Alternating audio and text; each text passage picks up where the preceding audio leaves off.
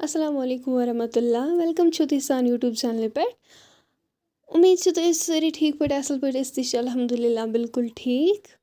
आज रनो इस कोकुर तो हाक चलो करो इस वीडियो स्टार्ट यपर किन छ इस कोकरस थमत छाड़ दित यपर किन लोग तील गो गरम इस तरह ये कोकुर में एक में तो करवन असल पे फ्राई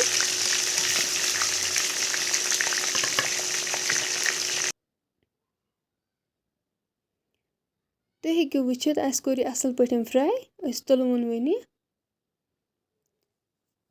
यपर किन लागो प्रेशर कुकरस में सुई तेल यथ मज कोकुर कोर फ्राई अम पत त्रो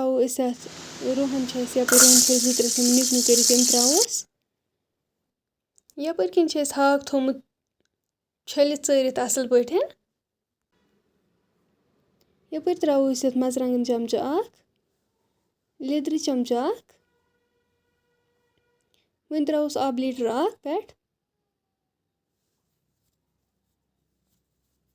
बे त्रोस नुन चमच 3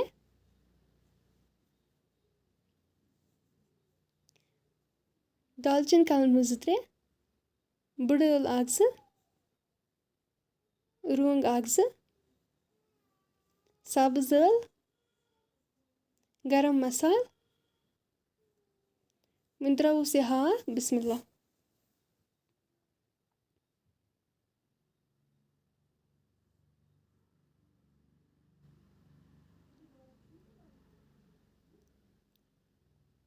अम पत करो लिड बंद दिमो 2 to 3 स्टीम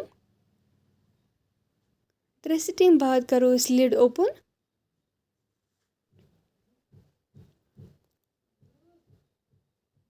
वन त्रो कोकुर अथ सतन तो चमरावस अम पत यह रसन